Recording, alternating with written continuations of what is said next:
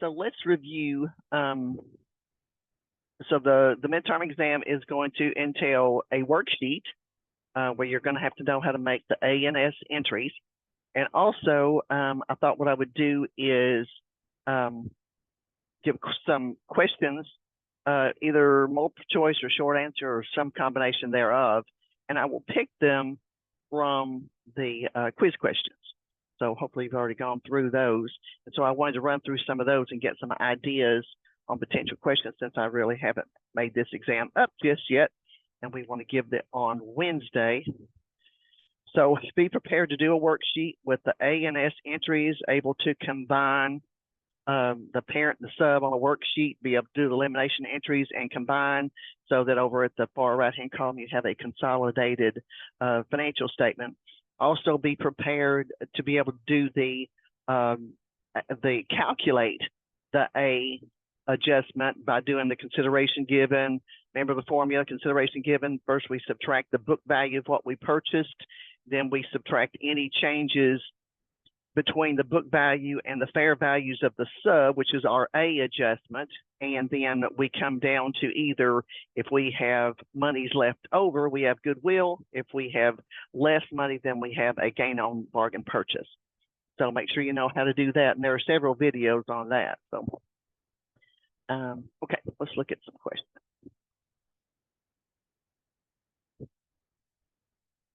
Remember, minus book value, consideration given, subtract book value, then you subtract the change in book value to fair values of the sub.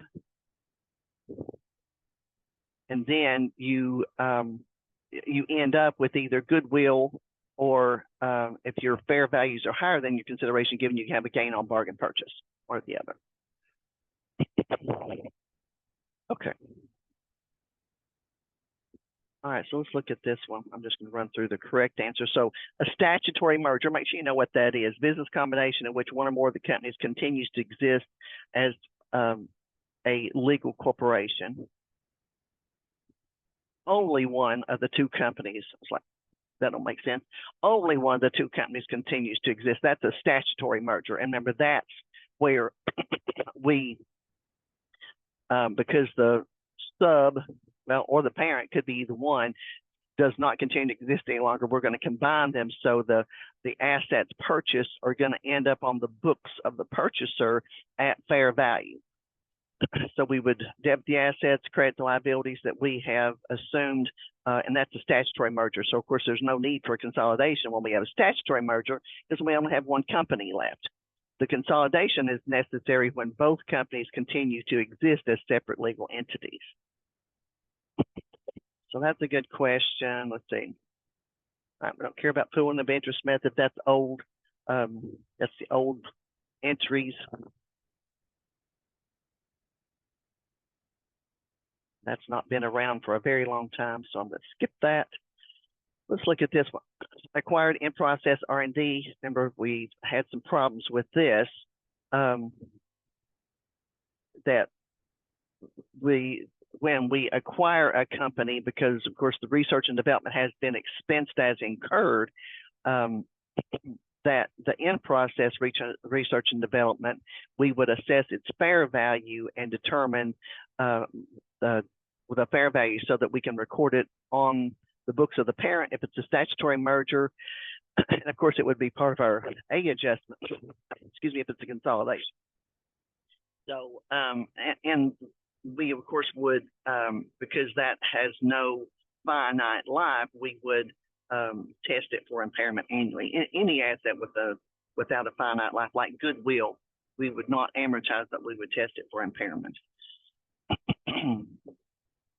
So, of course, in-process R&D is an indefinite life asset, does not have a finite life, so it is subject to testing for impairment. And remember the rule, anytime you have a multiple choice question like that, if you have two answers that are exact opposite, good test taking, 90% chance the correct answer is one of those. And you can see that's true in this question.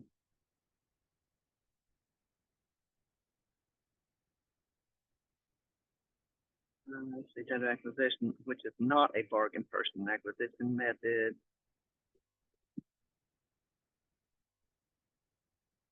Consider assets liability. Yeah, we know that. That's not a good test. What the Crown had common stock 360, retained earnings 510.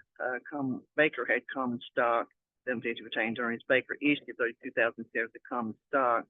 Fair value for all of Crown Company's outstanding common stock. So Baker is buying Crown. Combination was accounted for using the acquisition method. Immediately after acquisition, what was the amount of total consolidated net assets? Okay, this is a good question. Of course, if we know how to make a consolidated entry, we would be able to do this. But also, of course, the only thing you're transferring here is common stock at a fair value. So that, of course, that's not going to change consolidated net assets, right? Because if we're issuing common stock in exchange for stock of another company, what's our entry? If we're exchanging our own common stock in exchange for the stock of another company, so no liabilities, no cash has transferred hands, so net assets did not change. And of course, on a consolidation, even the investment account is going to go away, right? The A and S are going to eliminate the investment account. So the only thing you're going to have left are going to be the net assets of the two prior to consolidation. And of course, the sub is going to be not at book value.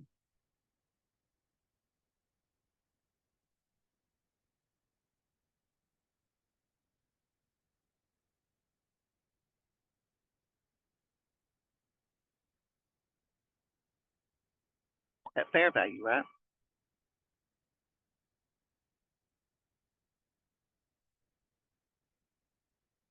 All right, so if we assume that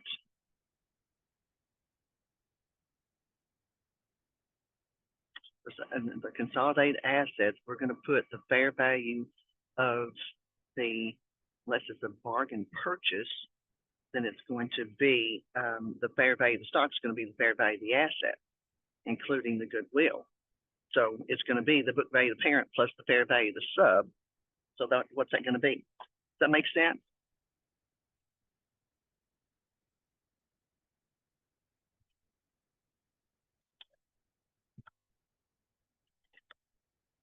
So the fair value of the sub is 32,000 shares at $37 par or fair value.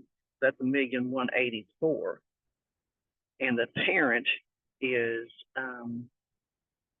book value is what, 870? So net assets is $2,054,000. What did I miss? Oh wait, I did the wrong one. Baker is the buyer.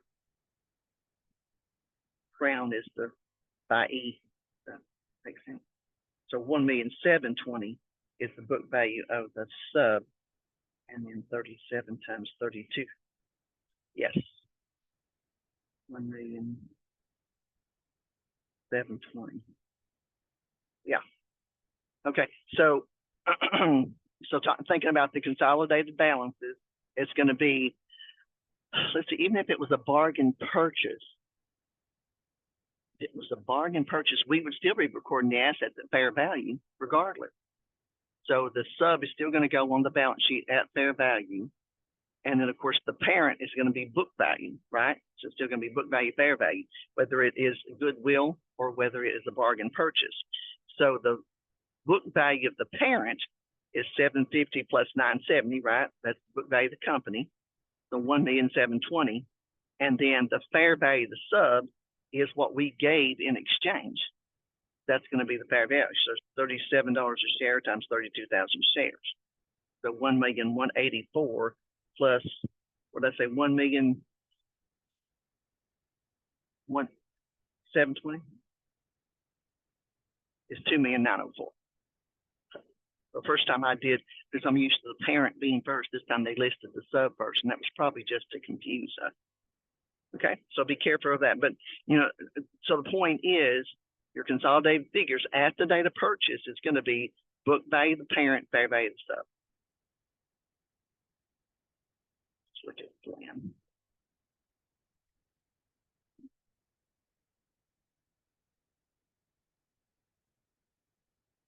Have you worked these already? Is this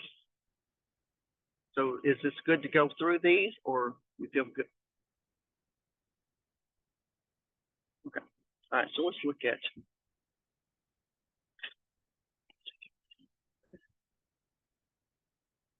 okay. Land acquires 100% of Masick to obtain these shares. Land pays $400,000 and issues 10,000 shares of stock. Stock had a fair value of 36. Also pays 15,000 to a local investment firm to arrange the acquisition. An additional 10,000 was paid by Flynn in stock issuance. Book value of both Flynn and Mayak immediately preceded the acquisition. Followed fair value of each of Flynn and Masick amounts are also included. In addition, holds a fully amortized trademark that still retains a $40,000 value.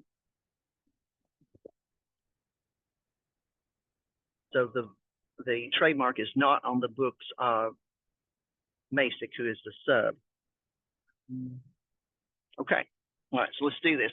So first thing we want to do is take consideration given, right? And we'll record the entries. This will be a good opportunity to go over those entries. So Flynn gave $400,000 cash. Plus we issued stock. Of course, we also always going to issue stock at fair value. Had a fair value of $36 a share. And we issued 10,000 shares.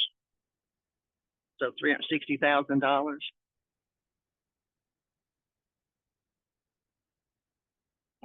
And then let's see. So that's everything we gave. So $760,000. We didn't have any contingent liability. No liabilities assumed, no contingent liability. Okay, it says we paid $15,000 for arranging the acquisition. So let's record the entries. So Flynn is giving this money and this stock. What's the entry?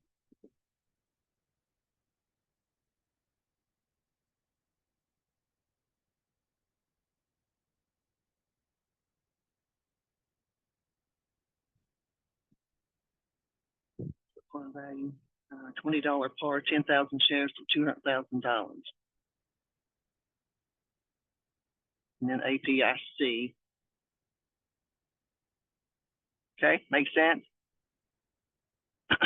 All right, so debit investment account 760, credit cash 400, credit common stock 200, which is the par value, credit APIC for 160,000. And it says that we paid 15,000 to a firm, so some kind of professional expense 15,000, and credit cash, that's the parent paying that. And then we also paid a stock issuance cost of $10,000. How do we record that?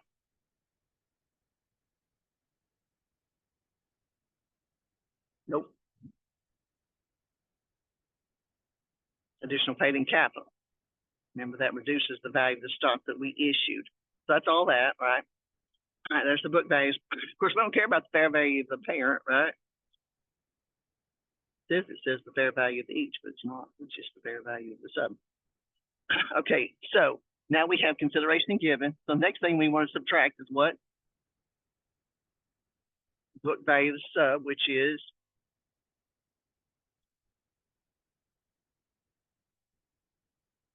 $560. Book value of the sub. Add up the stockholders' equity section. The 80 and 480. Okay, makes sense. Book value of the sub. Okay, net assets or the book value. Okay, then we want to do our change in fair values. So it says that receivables went down by $20,000. So AR, so I'm going to do, actually I should calculate my excess. So because AR went down, I'm going to add that to my excess. Inventory went up 40,000. So I'm going to subtract that. Land went up by 10.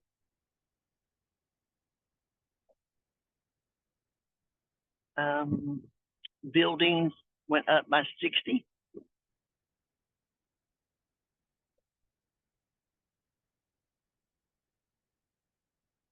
Equipment went down by 25, right?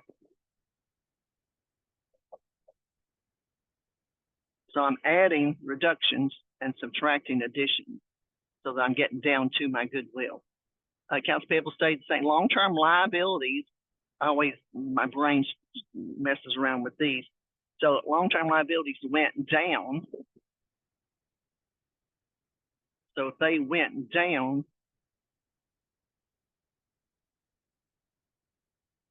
$40,000, added or subtracted. I always struggle with that one. All right, so if the liabilities went down, so it's going to be a subtraction. I think I'm right on that. Okay, but in the real world, that's rarely going to happen. Okay, that's everything. So now what I have, so have 50, 110, 150 minus 45, so 105.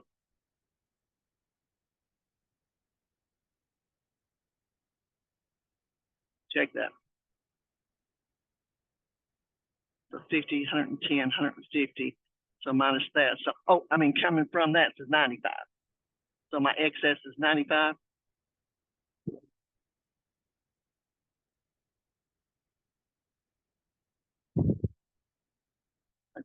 So this is what? Where's the 95? Right, goodwill, because, right, let's go ahead. It says how much. So the only thing they wanted to know was the additional paid in capital, but that's okay. It didn't hurt us any, right? It didn't hurt us any. Okay, so what happened to additional paid in capital? So Flan had ATIC of 200. So we recorded the entries, so that made it 360, and minus the 10 made it 350. How much did it increase or decrease? So it increased by 150.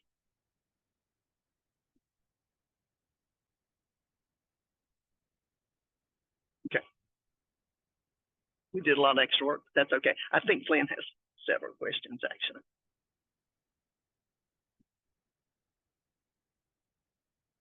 Minus the 10. Yes. All right, let's see what else we got for Flynn.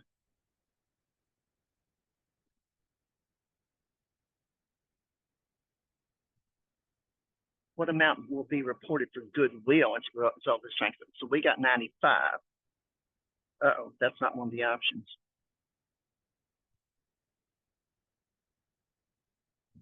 Uh-oh. 55, what did we miss?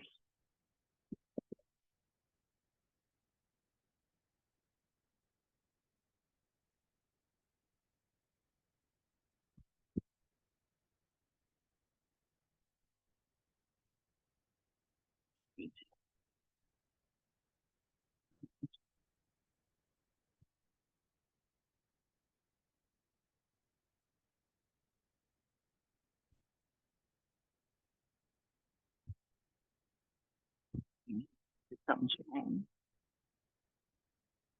Oh, the trademark. We forgot the trademark.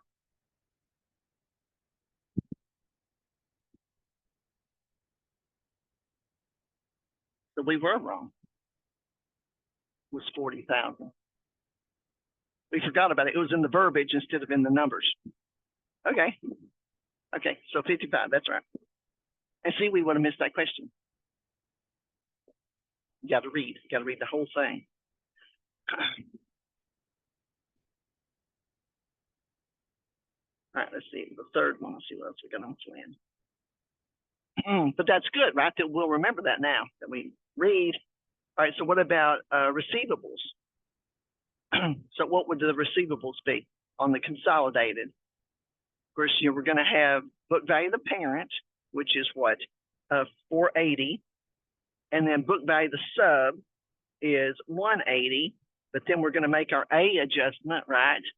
So it's going to be a plus 20, or we could just say add in the book value of or the fair value of the sub, which would so be 480 plus the 160. So 640 is the consolidated value for accounts receivable. Book value of the parent, fair value of the sub.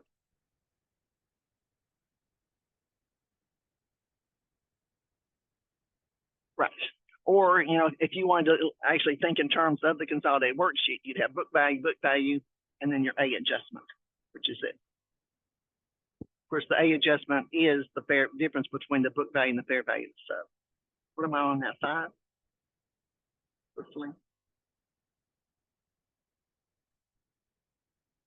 Consolidated buildings. So again, book value, an A adjustment, or this is at the date of acquisition. So it's going to be book value of the parent, fair value of the sub, which is 1480.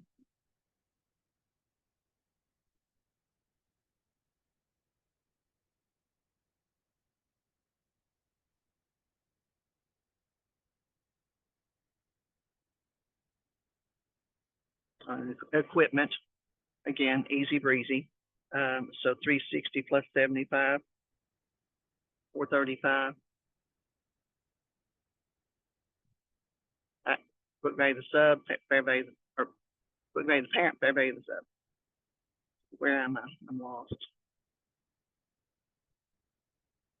Additional paid in capital. We just did that one, didn't we?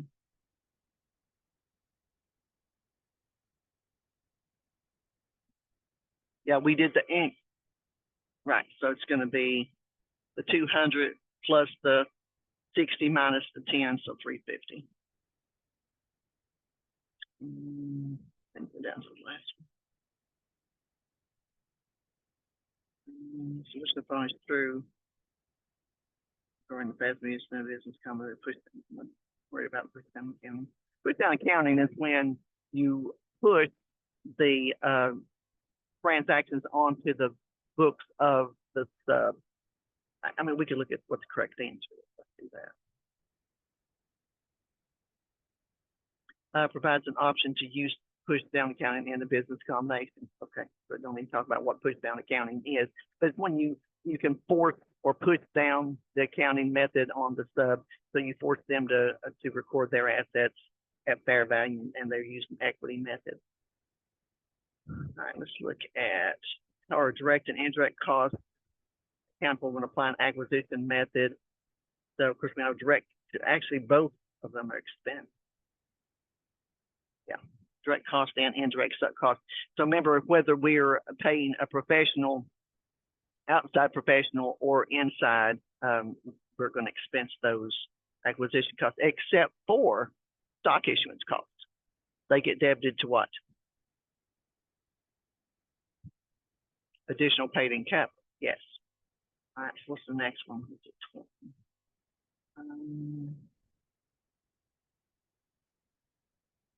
Pre-2019. That's going to be the purchase method. We're not really studying purchase method. I mean, we can look at it just. So they used to be a part of the transferred, the consideration given, but not under acquisition method, which is what we use.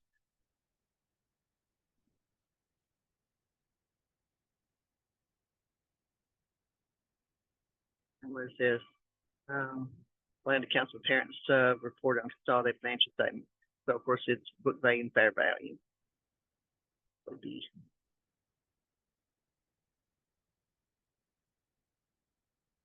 Look at Lisa. Take cash for voting stock of Victoria. Says entries for consolidation would be reported in. Okay, good question. Lisa pays cash for all the stock of Victoria, but Victoria will continue to exist as a separate corporation. Entries will be recorded in what?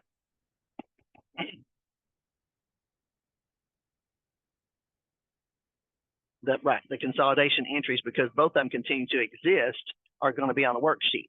Now, if it was a statutory merger, and that would mean that Victoria does not continue to exist, it would just be a one-time entry in Lisa's general journal, right? But since it's a consolidation, which means that Lisa owns the other company, but they're going to both continue to exist, it's a worksheet entry, and those entries are not going to get recorded on anybody's book. Let's see, McCoy. What's this saying? Assuming McCoy retain what value is assigned to Ferguson's investment account. Okay, this is a good one. Let's run through this. Fair value of the land and buildings are $650. See, McCoy is buying McCoy has the following account, and this is Ferguson issues. Okay, Ferguson's buying McCoy by issuing stock in exchange for all the shares of the stock. Ferguson paid $12,000 for stock to issue new shares for the acquisition. Ferguson has 80,000 common stock and $350 as additional paid in capital. What will retain separate corporation and what value is assigned in the investment account. Okay, so remember, all three methods of accounting for the investment is going to be initially recorded at cost. So the value in the investment account is going to be the fair value of what we received. We issued 30,000 shares at $30 par, so $900,000. That's it, right? And then, but we paid stock issuance cost, but that's going to be after the fact. So 900,000. Stock issuance cost, not going to do it. Don't care about that. So they want to know what's in the investment account. 900,000. It's just going to be the fair value of the stock that we gave up, which will be equal to the fair value of the assets that we received. So it's 30,000 shares times $30 par value or fair value. Should we make the entry? Well, of course, it's easy to do. We're going to debit the investment account for the fair value of the stock. And then the stock was 30,000 shares, $10 par. So no cash consideration this time. So 300,000 and 600,000. That's going to be our entry. So we're simply recording the investment account at the fair value of what we gave up.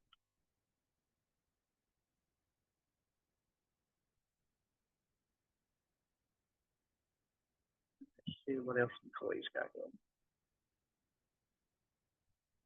How much does Ferguson's additional paid in capital increase? So of course it's going to increase by 600,000, but we paid stock issuance costs of 12,000. So that's what, 588 increase? Yep. Okay, does that make sense? APIC goes up 600,000 because the stock issue, goes back down 12 because of the stock issuance cost.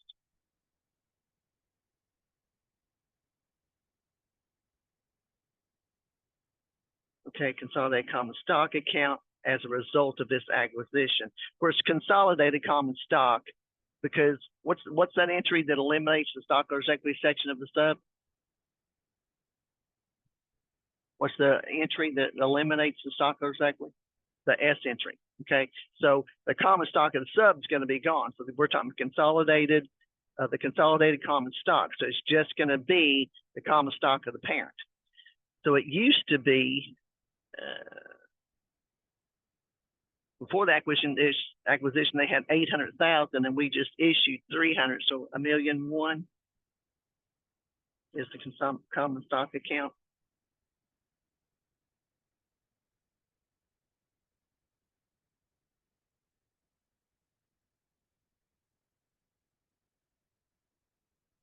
And consolidated additional paid in capital. Did we do that? We did something somewhere. So 60, 600 is what we just did, but we had 350 before, so it was 950 minus the 12,000. So it's what, 938? Okay, the consolidated additional paid in capital.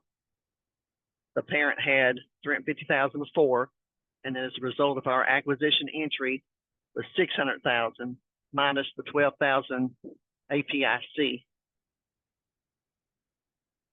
for the the stock issuance cost. That would be 938. Let's see. Get Moody. What we got here?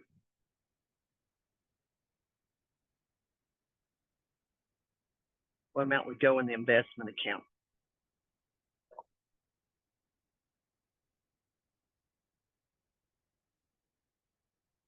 Okay, let's look at this one. Moody entered into a transaction, outstanding common stock, issued 400 in long-term liabilities, also 40 shares of common stock, par value $1, fair value paid 20 to lawyers, additional 15 in conjunction with stock issuance for other these transactions.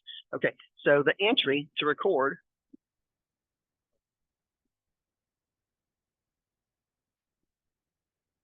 so Moody entered buying 100% of the stock.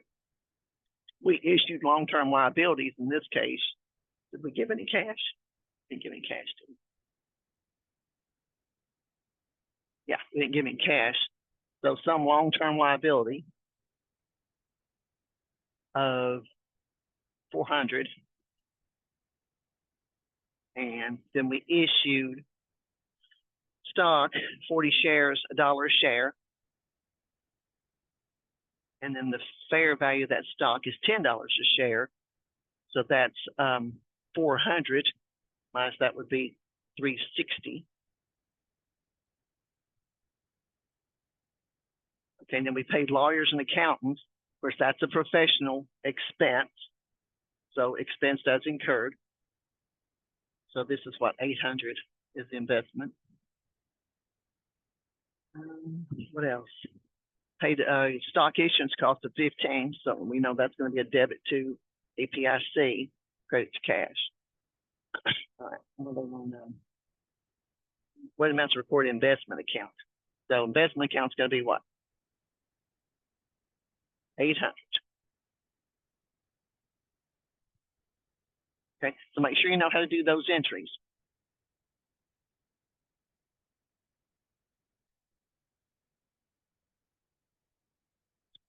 What else we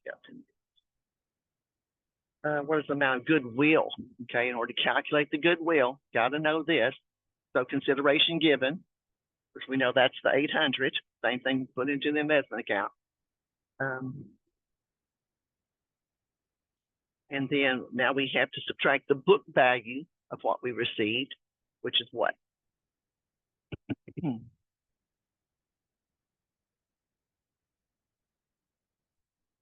920? Oh, is it? No. Moody is buying Osario.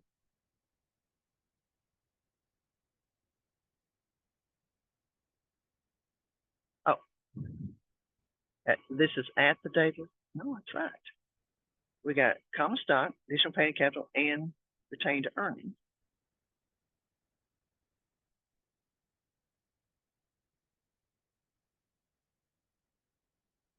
We're buying all the stock.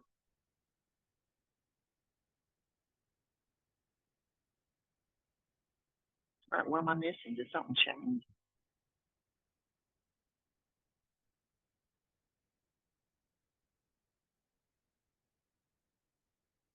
Is there a typo there?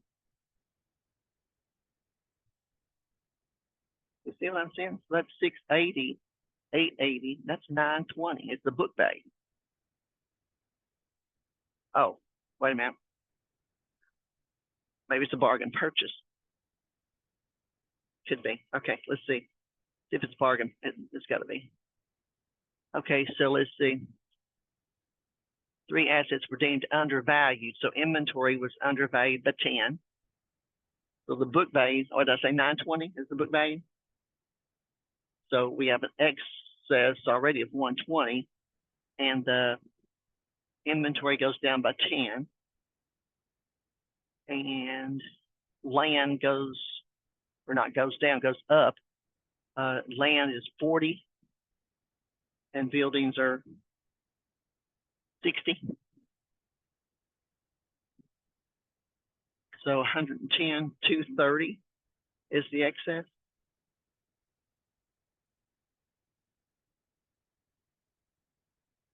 No, the option. Oh yeah, there's a gain on bargain purchase of 230. Yeah, there it is. So because we're a negative, we have a gain on bargain purchase of 230. Okay, does that make sense? That's because the fair value of what we received is higher than what we gave up. We only gave $800,000, and the fair value of what we received would be the 920 plus 10, 40, and 60. So is $1,030,000 or 1,030. I think they're actually saying that in thousands. So 230 is the amount of the excess fair value over the consideration given. So that's gain on bargain purchase. Make sense?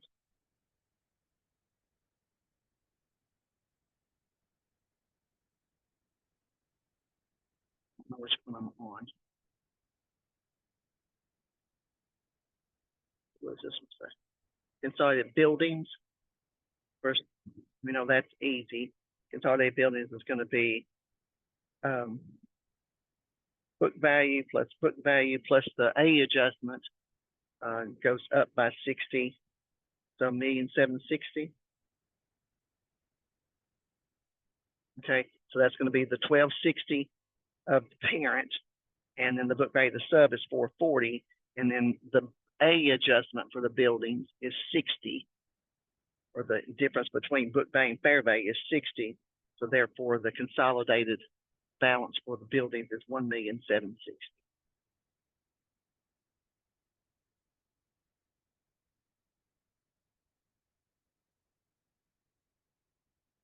Consolidated land, same thing. So land is 60 or 600 and 360, that's 960, and it went up by 40,000. So $1 million in land. Because remember, what they're asking about are the consolidated balances. So it's going to be book value of the parent, book value of the sub, and then this is our A adjustment. So this will be the A adjustment that's made, and then we add them together to get to the far right-hand column, which is the consolidated figures.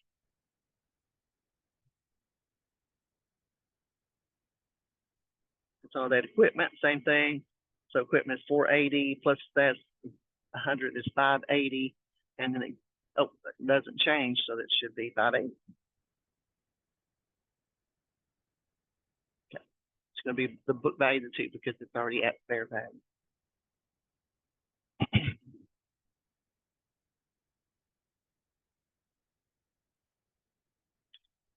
Consolidated cash. So it's going to be parent and sub, so it's 220. We paid out 35. So what's that? 185 is the consolidated cash. Yeah.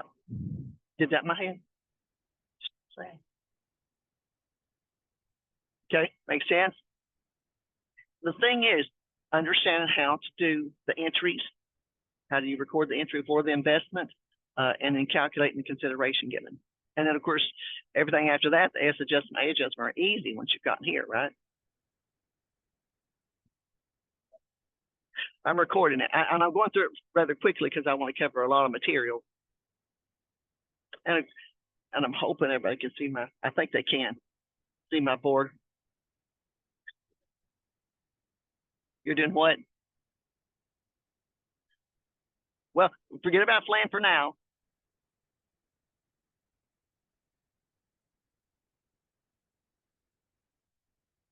All right, let's look at this one. This is boxwood and trans. Compute the investment to be recorded. These are good, right? To calculate them like this, to do them the old-fashioned way. All right, so everybody's good with this, right?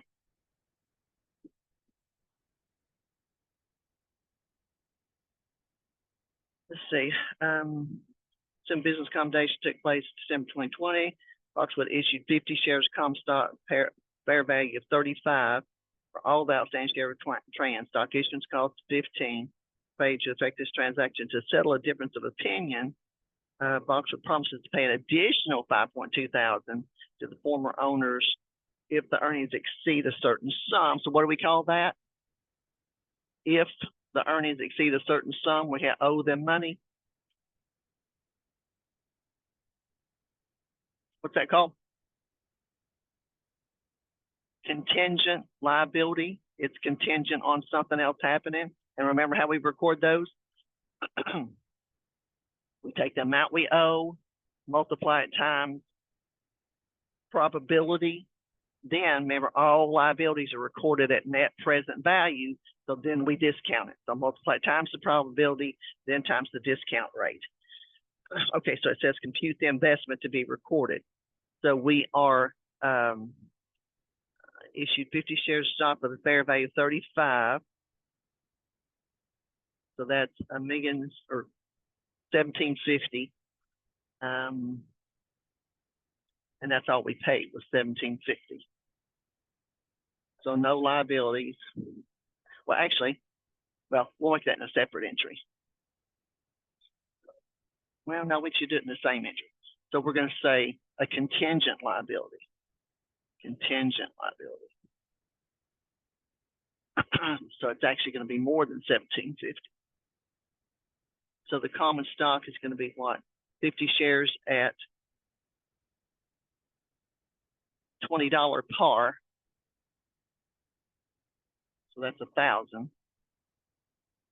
And then 35 is the fair value times 50.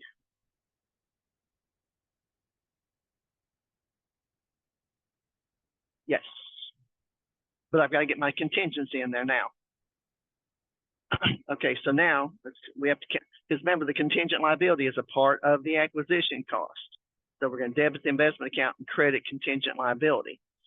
So it's going to be says we owe them 5.2, $5.20 or 5.2 thousand, $5,200. If they exceed, given the probability of payment and utilizing a 4% discount rate, the expected present value is actually $5,000. So our contingent liability, it says based on probability and present value is actually $5,000. So our investment account is $1,755. Credit to the contingent liability for 5, common stock for 1,000, and additional paid in capital for 750. So the question was, what should be the investment account? Answer is 1,755 or 1,755. Okay, does that make sense? All right, who's this? This is Trans.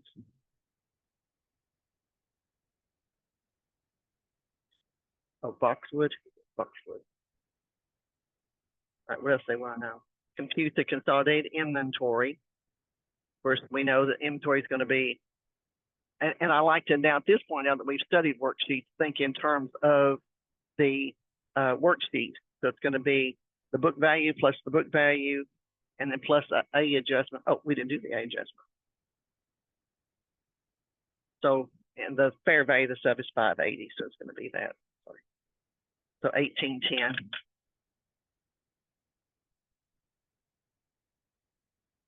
Let me browse real quick, see if there's anything else that we need to.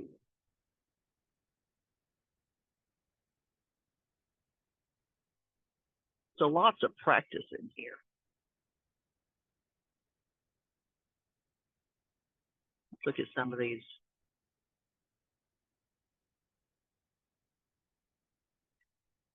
Look at this one. It says, which of the following examples accurately describes the difference in the types of business combinations? A statutory merger requires the dissolution of the acquiring company, while a statutory consolidation requires dissolution of the companies involved in the combination following transfer to a newly formed entity. So a statutory merger is when one goes away, a statutory consolidation with both of them goes away, and a new entry is formed.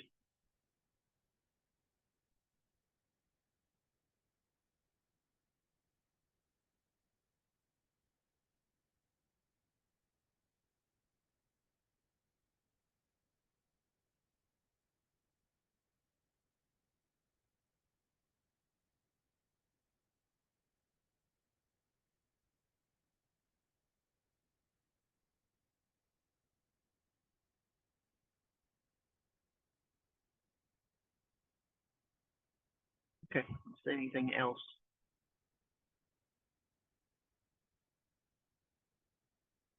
We look at one real quick, see if there's any good questions there. I want some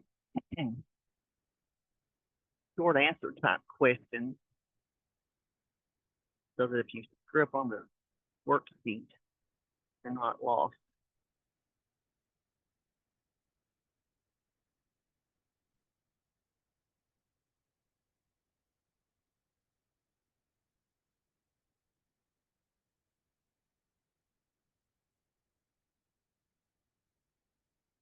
Oh yeah, we should look at some of the equity methods. Ooh, entity gross profit. Should we throw that on there? Can you remember intra-entity gross profit? We can go over this one real quick. Of course, there's other videos out there too, but we can do this real quick too. Okay, let's see. Acre bought 40% of Howell. Equity method was used. Book value and fair value on that date were $1,440,000 against supply and inventory to Howell both. For net income, what is the share of entity gross profit that should be deferred on December 31st, 2020? Okay, and of course,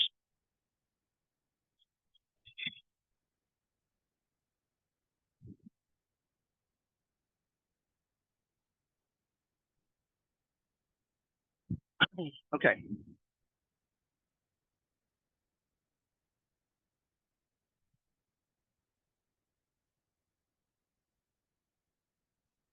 All right, so let's jump straight to the inventory. That's what they're asking us to do. Okay, so remember when we're calculating how much to defer in inventory, this is when either the parent is selling to the sub or the sub is selling to the parent. Then we have to eliminate the gross profit that is remaining. So remember, step one in a gross profit on inventory deferral. So we're deferring, recognizing the gross profit on the inventory that's remaining between the parent and the sub. So remember, it's whether it's the parent is buying from the sub or vice versa. So first thing we have to do is determine, is there inventory remaining? Because if there isn't, this is moot. We don't have to defer anything if there's no inventory remaining. So it says book value against supply inventory as follows: cost to acre, and then the transfer price and the amount held at year end. So at 2020, it says there was $15,000 of inventory still held. So first is there inventory? Yeah, 15 grand, right? Step two is calculate the gross profit. How do we calculate gross profit? Sales minus cost of goods sold, right? Okay, so it says that we sold it. So it says the cost to acre is selling to Howell. So the cost was 55 and the sales price was 75. So the profit is 20, right? And then, so step three is calculate the gross. Well, did we do that step three or did we leave it in step one?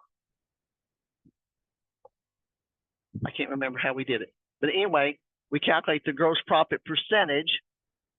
So, of course, we're going to take the gross profit, divide it by the sales to get a percentage. So that's 26.66. That doesn't sound right, does it? That's an odd amount. Did I mess up? Okay. And then, so then step three is how much gross profit is left in the inventory. So 15,000 times 0.2666, because that's the gross profit percentage. So that's, I'm going to say that's 4,000, rounding it. And then step four is multiply that times the ownership percentage. So this is 1 times 2, and this is ownership. Ownership was 40%.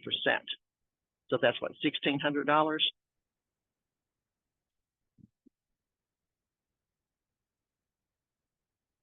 $1,600. Okay, that's the amount of gross profit that is remaining in the inventory.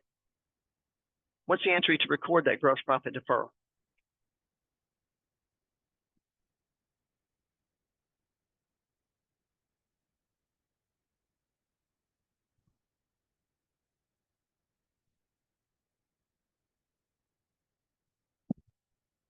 Just run through those entries real quick. So remember the investment account initially recorded at cost, right?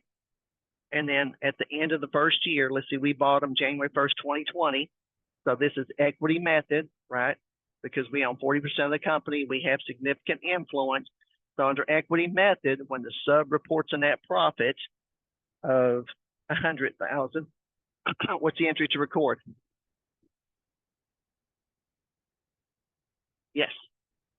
Debit investment, credit equity, and sub earnings for 40% of their profit, right? So $40,000. I guess put the 1,000. Okay, and then it says they paid dividends. What's entry to record dividend?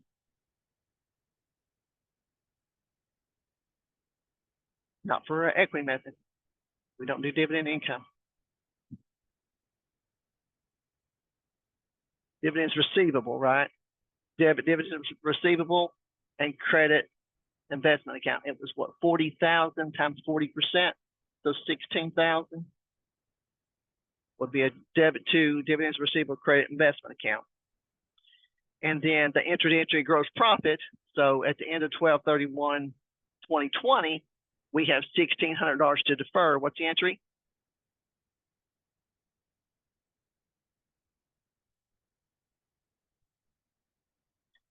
Right.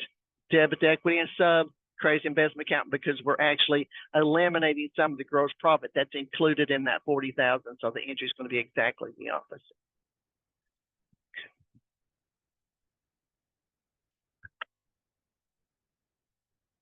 All right, what do you think? Can do? Look over the entries for equity method. Would that be fair to include these entries? Okay, can do.